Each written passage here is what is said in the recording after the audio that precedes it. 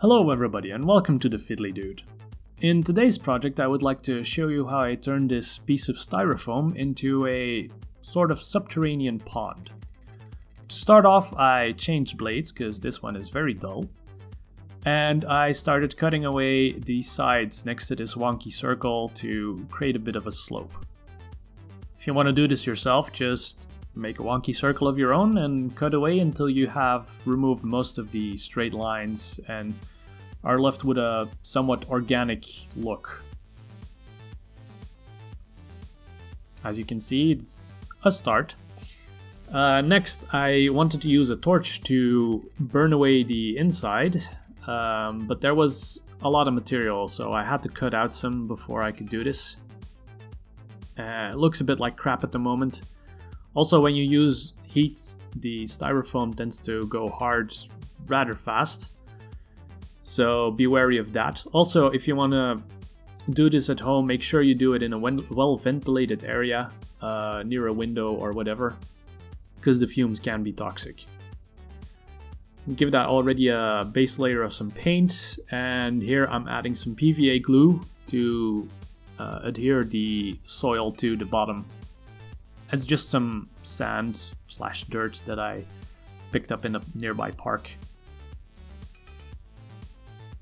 If you want to find more of these tips, then I suggest to check out Luke's APS, because he's got tons of ideas to make miniature props rather fast. So shaking off the excess dirt and adding some extra pebbles to serve as rocks. And as a final touch, I wanted to add this thicker twig to serve as a tree log. Add a couple of small twigs to serve as its branches, and once that was dried, it gave the whole piece a coating of matte black spray paint.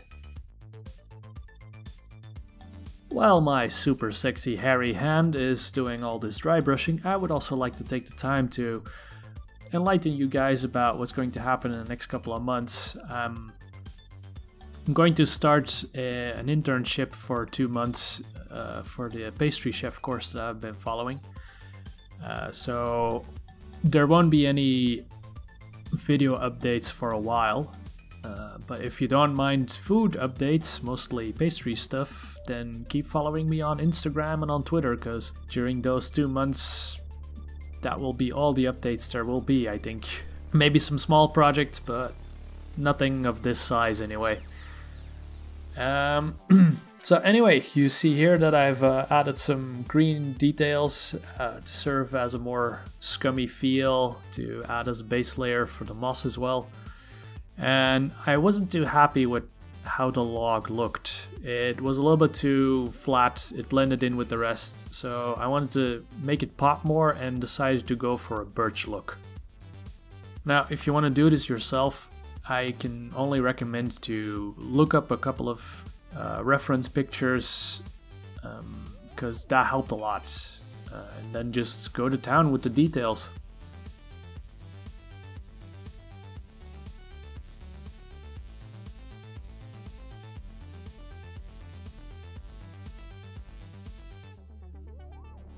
As you can see here, I mostly added in white fields, leaving some lines of black, a couple of smudges, and also don't forget to do the little branches on the side. It ties the whole thing together. And as a finishing touch, I added some more dirt and green grime to the parts that are going to be submerged, just to give it that feel of this pond has been forming for a long while already. And finally, I've added some moss, again with PVA glue, which might not have been the best idea because it took a long while to dry and it didn't really want to stick into place. But again, this was to give that effect of the pond being there for years already, and water plant life growing in between the little rocks and behind the fallen tree log.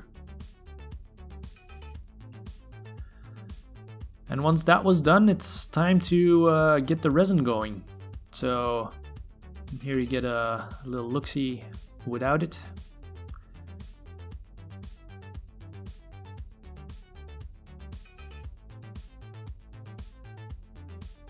I made a couple of mistakes with the resin. It was a day in midsummer where it reached temperatures of 38 degrees Celsius, so I was afraid that it might affect the curing process, and I was a little bit hasty.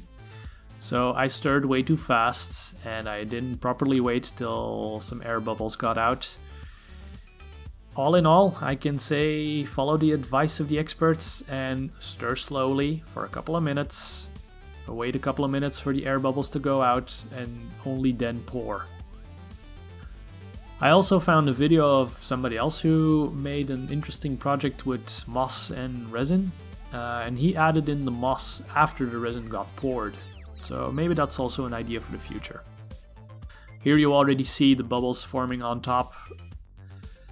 Fortunately, seeing it's supposed to be a scummy pond, I was able to salvage this by adding some green paint to the top where the bubbles have formed. But if you want to do a project where you have a clean mirror-like flat surface, be really wary of the stirring process. So, well, can't wait to use this in one of my roleplays, and I hope you liked it. Subscribe and like and all that jazz, and thank you and bye-bye.